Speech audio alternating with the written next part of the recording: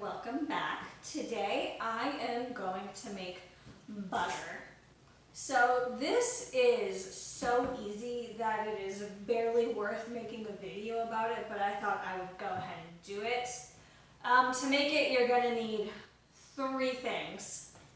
Heavy cream, any heavy cream, just heavy cream from the grocery store, a blender, and optional, you can use any cheese culture that you can find to make cultured butter instead of straight butter. Alright, so to make cultured butter, I'm going to take 1 pint of heavy cream.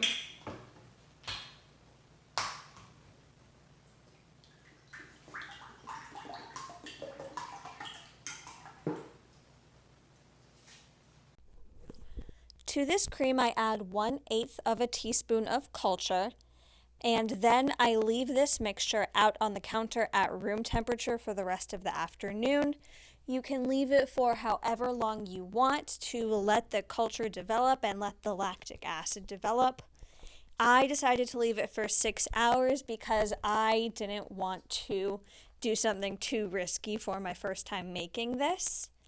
You can leave it until it smells right to you, honestly.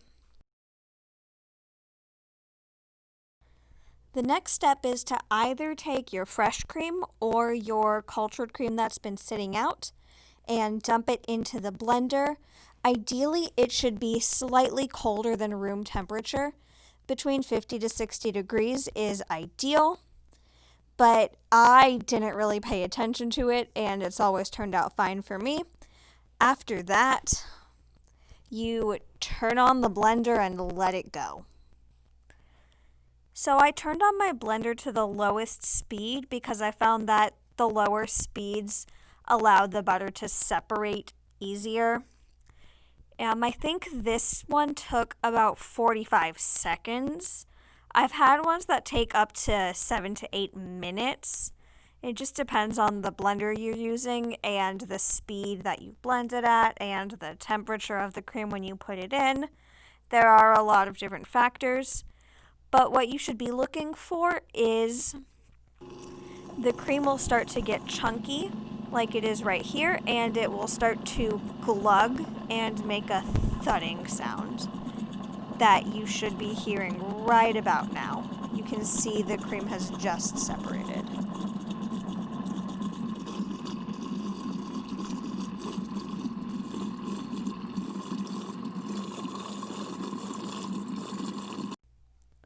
So now you can see that there are distinct curds of butter, for lack of a better word, and separated buttermilk.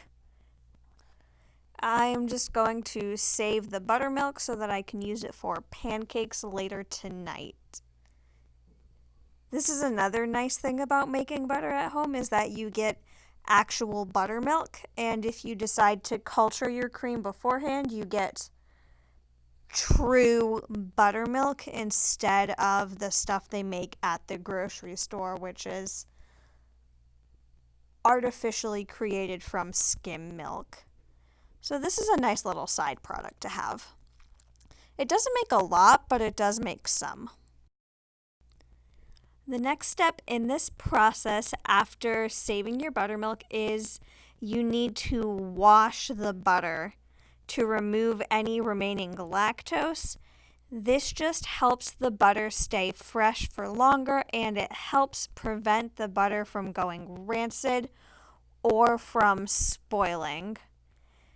All you have to do is put water into the butter and you continue to rinse it until your water runs clear.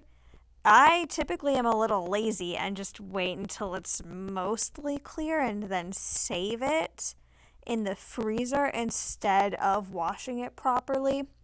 I get impatient and I feel like I start to lose a lot of butter. But if you want to do it properly, you should wash the butter until the water runs clear.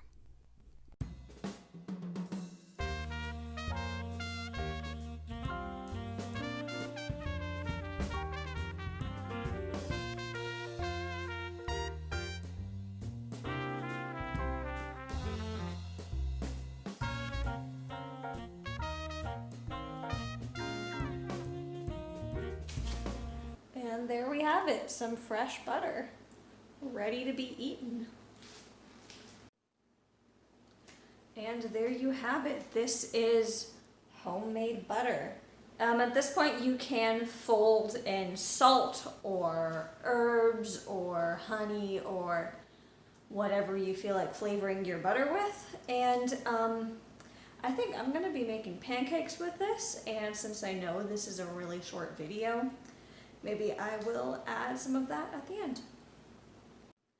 And as a final note, this should keep in the fridge for a couple of days or in the freezer for several months, I think up to 6 months. I'll be honest, I still have some of this in my fridge and I think it's 2 months old and it still tastes fine to me. Maybe not as fresh as if I just made it, but it still tastes very edible. I did end up making pancakes and I ended up screwing up every single one of them. I think this is the worst I've ever done, and it's the only time I've filmed making pancakes. So, hope you enjoy me completely failing at this. After a while, it just got embarrassing, and so I stopped filming myself. I'm also completely incapable of leaving the pancakes alone while I'm still cooking, and I pretty much always finish them before I even finish cooking them. Thank you all for joining me today. If I had to summarize how to do this, it is take cream, put it in the blender, blend until it's butter. I will see you all next time. Thanks and goodbye.